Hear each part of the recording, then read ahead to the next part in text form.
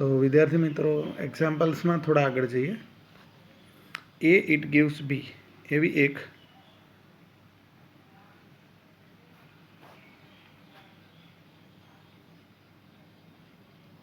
Reaction આપેલી છે અને એના માટે એની સાંદ્રતાને 4 ગણી કરીએ તો વેગ બમણો થાય છે. તો ફર્સ્ટ ઓફ ઓલ તો આપણે એનું વિકલન વેગ સમીકરણ લખીએ. v1 is equal two k into a raise to x. હવે એની સાંદ્રતાને 4 ગણી કરીએ એટલે અહીંયા 4a લખવું પડે. તો વેગ બમણો થાય છે એટલે નવો વેગ એ 2v1 જેટલો થશે.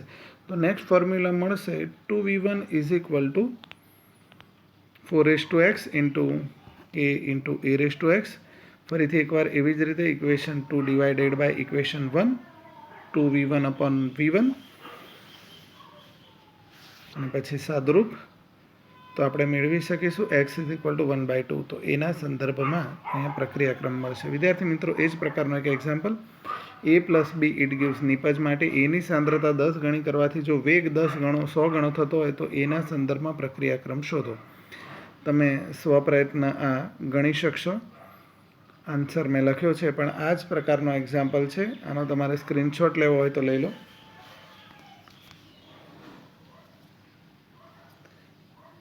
તો નેક્સ્ટ ક્વેશ્ચન એ પણ એના જેવો જ. આર ગિવ્સ પી માટે આરની સાંદ્રતા 8 ગણી કરવાથી વેગ બમણો થાય છે તો પ્રક્રિયાક્રમ શોધો. એટલે આ એ જ પ્રકારનો એક્ઝામ્પલ થશે. પાછો રિપીટ તમે ગણી શકશો. હવે વિદ્યાર્થી મિત્રો નેક્સ્ટ એક્ઝામ્પલ પેટર્ન થોડી ચેન્જ થાય છે. એક પ્રક્રિયા આપી છે 2x plus Y it gives નિપજ. એના માટે નીચેના પરિણામો દર્શાવેલા છે. પ્રયોગ નંબર 1 કરવામાં આવ્યો ત્યારે એક્સની કોન્સન્ટ્રેશન, વાયની કોન્સન્ટ્રેશન અને પ્રક્રિયા વેગ કંઈક આ પ્રમાણે હતો. પછી પ્રયોગ નંબર 2માં એક્સની કોન્સન્ટ્રેશન, વાયની કોન્સન્ટ્રેશન અને પ્રક્રિયા વેગ, અને એ જ રીતે પ્રયોગ 3માં પણ એક્સ, વાય અને પ્રક્રિયા વેગ દર્શાવેલું હોય તો વિકલન વેગ સમીકરણ રજૂ કરો આવું પૂછ્યું છે. તો ફર્સ્ટ ઓફ ઓલ આપણે આનું વિકલન વેગ સમીકરણ ધારી લઈએ કે વેગ is equal to X raise to A into Y raise to B. હવે પ્રયોગ નંબર 1ના જે પરિણામો છે એક્સની સાંદ્રતા 4, વાયની સાંદ્રતા 4 અને પ્રક્રિયા વેગ 1 એ આપણે આ ઇક્વેશનમાં મૂકીએ તો અહીંયા એક્સની સાંદ્રતા 4, વાયની સાંદ્રતા 1 અને પ્રક્રિયા વેગ 1. ઓકે. ત્યારબાદ પ્રયોગ નંબર 2માં એક્સની સાંદ્રતા 4, વાયની સાંદ્રતા પણ 4 અને પ્રક્રિયા વેગ 2. તો અહીંયા લખ્યું છે આ રહ્યો પ્રક્રિયા વેગ 2, એક્સ અને વાય બંનેની સાંદ્રતા 4. ત્યારબાદ પ્રયોગ નંબર 3માં x1, y4 અને પ્રક્રિયા વેગ 1. x1, પ્રક્રિયા વેગ 1, x1 અને y4. તો આપણને આ 3 ઇક્વેશન મળ્યા વિદ્યાર્થી મિત્રો, 1, 2 અને 3. હવે આ ઇક્વેશનમાં આપણે શું કરીએ છીએ ધ્યાનથી જુઓ. ઇક્વેશન નંબર 2 ડિવાઇડેડ બાય 1 કરીએ છીએ. તમે આ બે ઇક્વેશન જુઓ, એમાં 2 ડિવાઇડેડ બાય 1 કરીશું તો આપણને મળશે 2 is equal to 4 raise to B, એટલે કે 2 is equal to 2 raise to 2b, એટલે કે 2b ઇક્વલ ટુ 1, એટલે કે b ઇક્વલ ટુ 1/2. એટલે કે વાયના સંદર્ભમાં પ્રક્રિયાક્રમ મળી ગયો 1/2. હવે આ ઇક્વેશનમાં 2 ડિવાઇડેડ બાય 3 કરીએ છીએ. તો અહીંયા તમને બતાવ્યું છે 2 ડિવાઇડેડ બાય 3 કરીએ. સાદરૂપ તો એની વેલ્યુ પણ 1/2 મળી. તો વિકલન વેગ સમીકરણ કંઈક આ રીતે લખી શકાય. વેગ ઇઝ ઇક્વલ ટુ કે એક્સ રેસ ટુ એ એટલે 1/2 અને વાય રેસ ટુ બી એટલે પણ 1/2 થશે. તો પ્રક્રિયાક્રમ ટોટલ 1 થશે અને આ રીતે આપણે એનું વિકલન વેગ સમીકરણ દર્શાવી શકીશું. તો વિદ્યાર્થી મિત્રો આ પ્રકારના જ્યારે ક્વેશ્ચન્સ આવે કે એકથી વધારે વખત પ્રયોગો કર્યા હોય, પ્રક્રિયકોની સાંદ્રતા અને પ્રક્રિયા વેગ આપ્યા હોય, ત્યારે એ ત્રણેય કે ચારેય જેટલા પણ પ્રયોગો આપ્યા હોય એના ઇક્વેશન્સ બનાવીને એની કમ્પેરિઝન દ્વારા આ પ્રકારના એક્ઝામ્પલ્સ ગણી શકાય. તો તમને પ્રેક્ટિસ માટે આ 3 એક્ઝામ્પલ્સ મેં મૂકેલા છે. એકવાર એનો સ્ક્રીનશોટ લઈ લેશો.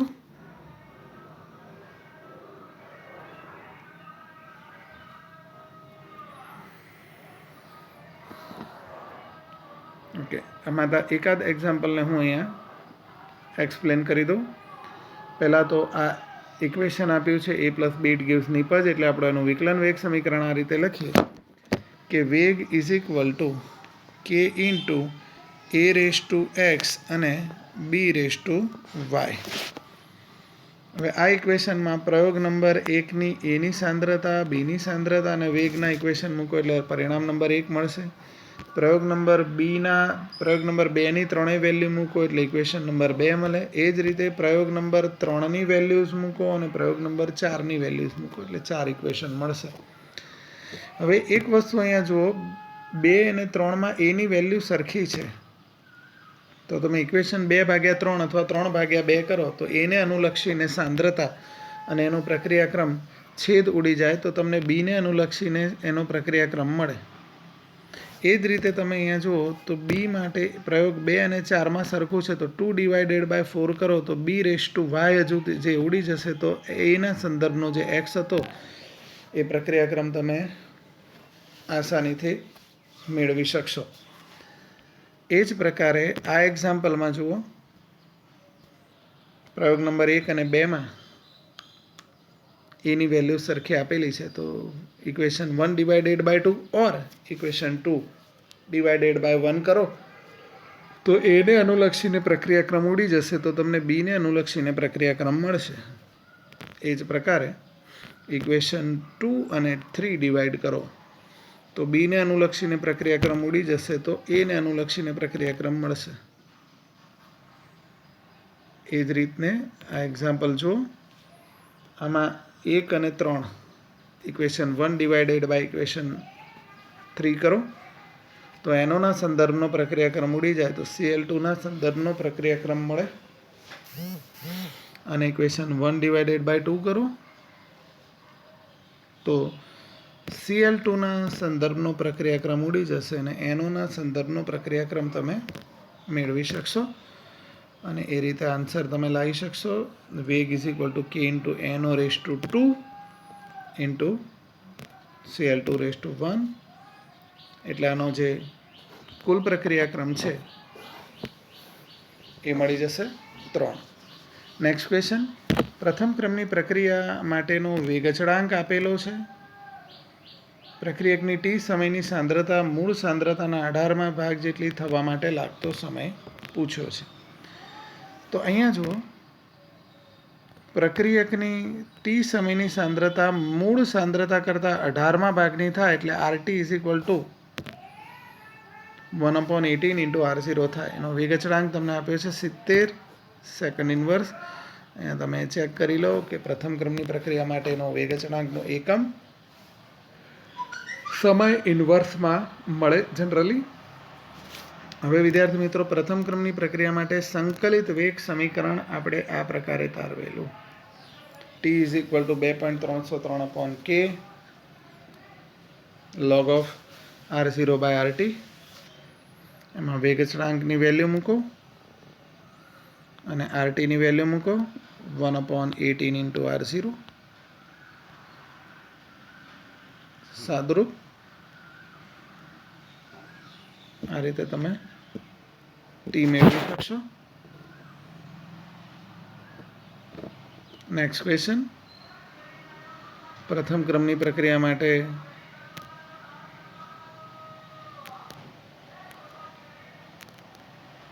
બે ગુણ્યા 10⁴ સેકન્ડમાં પ્રક્રિયકની સાંદ્રતા 800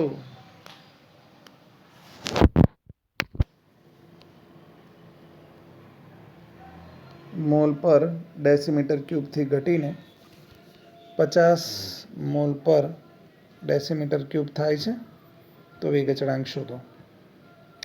તો અહીંયા વિદ્યાર્થી મિત્રો, આ શરૂઆતની જે સાંદ્રતા છે એ આપી દીધેલી છે તમને, R0 કહીશું એને, અને આ ઘટેલી સાંદ્રતા એટલે કે RT પણ આપેલી છે. એના માટે લાગતો સમય પણ આપેલો છે. તો બધી જ વેલ્યુઝ આપેલી છે, R0, RT અને સમય. તો આ વેલ્યુઝને પ્રથમ ક્રમની પ્રક્રિયાના સંકલિત વેગ સમીકરણમાં મૂકીએ. k is equal to 2.303/t log of R0 by RT. એના પરથી બધી જ વેલ્યુ મૂકવાથી તમને કે મળી જશે. Next question. પ્રથમ ક્રમની પ્રક્રિયા માટે 24 સેકન્ડમાં પ્રક્રિયકની સાંદ્રતા મૂળ સાંદ્રતા કરતાં 8મા ભાગની થાય છે. તો વેગ અચળાંક શોધો. વિદ્યાર્થી મિત્રો, આના જેવો જ એક્ઝામ્પલ છે. અહીંયા ટી આપ્યો છે 24 સેકન્ડ્સ અને ટી સમયની સાંદ્રતા એ મૂળ સાંદ્રતા કરતાં 8મા ભાગની, એટલે RT is equal to 1/8 into R0. ત્યારબાદ આ જ equation k is equal to 2.303/t log of R0 by RTમાં વેલ્યુઝ મૂકશો એટલે તમને વેગ અચળાંક મળી જશે. વિદ્યાર્થી મિત્રો, પ્રથમ ક્રમની પ્રક્રિયા છે એટલે વેગ અચળાંકનો એકમ સમય ઇન્વર્સ મળશે. અહીંયા જો તમને સમય સેકન્ડમાં આપ્યો હશે તો વેગ અચળાંકનો એકમ મળશે સેકન્ડ ઇન્વર્સ. Next question. પ્રથમ ક્રમની એક પ્રક્રિયામાં પ્રક્રિયકનો જથ્થો આટલા કલાકમાં, એટલે કે આટલી સેકન્ડમાં 75% વપરાય છે. તો વેગ અચળાંક શોધો. તો વિદ્યાર્થી મિત્રો, અહીંયા 75% પ્રક્રિયક વપરાયો છે એટલે 25% પ્રક્રિયક બાકી છે. તો આપણે માની લઈએ કે R0 is equal two R0 પર RT 25% ઇન્ટુ R0 જેટલું બાકી છે, એટલે કે RT is equal two 1/4 R0 થશે. ફરીથી એકવાર પ્રથમ ક્રમની પ્રક્રિયાનું સંકલિત વેગ સમીકરણ મૂકીએ. આપણી પાસે R0 છે, RT છે અને સમય છે. તો ફરીથી એક વખત વેગ અચળાંક મેળવી શકાશે. આ પણ સેમ એક્ઝામ્પલ એકવાર જોઈ લો તમે. અહીંયા R0 અને RT બંને આપી દીધેલું છે, એ શોધવાનો છે. તો સિમ્પલ કોન્સેપ્ટ છે, ખ્યાલ આવે એવો છે. નેક્સ્ટ ક્વેશ્ચન જોઈએ. x plus Y it gives z માટે t1/2 આપેલું છે 10 મિનિટ. પ્રક્રિયકની સાંદ્રતા મૂળ સાંદ્રતા કરતાં 10% થવા માટે લાગતો સમય. હવે વિદ્યાર્થી મિત્રો, આ પ્રથમ ક્રમની પ્રક્રિયા છે અને એનો t1/2 આપ્યો હોય તો આપણી પાસે એક ફોર્મ્યુલા છે. પ્રથમ ક્રમની પ્રક્રિયા માટે k is equal two 0.693/t1/2.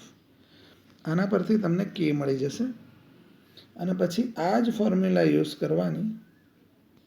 તમને કીધું છે કે મૂળ સાંદ્રતા કરતાં 10% થવા માટે લાગતો સમય, એટલે RT શું થશે? અહીંયા મૂળ સાંદ્રતાના 10% એટલે 10% ઇન્ટુ R0, એટલે કે RT is equal two 10/100 into R0. બધી જ વેલ્યુ મૂકશો એટલે તમને સમય મળી જશે. ઓકે, અહીંયા એક્ઝામ્પલ ગણીને આપેલો છે, જોઈ લે એકવાર ફરીથી. તમને એનો t1/2 આપ્યો છે, એના પરથી આપણને k મળી જશે. RT R0ની વેલ્યુઝ મૂકશો તો તમને સમય મળી જશે. વાયુરૂપ પ્રક્રિયા માટે નેક્સ્ટ ક્વેશ્ચન. એક પ્રક્રિયાનું શરૂઆતનું દબાણ 500 વાતાવરણ અને વેગ અચળાંક આપ્યો છે, તો 10 મિનિટ બાદ અંતિમ દબાણ શોધો. એટલે અહીંયા કે તો તમને આપી દીધો છે. R0 ને આપણે લઈ લઈએ P0, 500 વાતાવરણ શરૂઆતનું, અને RT એટલે કે PT શોધવાનું છે અને સમય આપ્યો છે. તો આપણને ખ્યાલ આવી ગયો આ એકમ પરથી કે આ પ્રથમ ક્રમની પ્રક્રિયા છે, તો આ જ ફોર્મ્યુલા લગાવવાની. 2.303/t log of R0 by RT, એટલે કે P0/PT. બાકીની બધી વેલ્યુ આપી છે એટલે તમે એને મેળવી શકશો.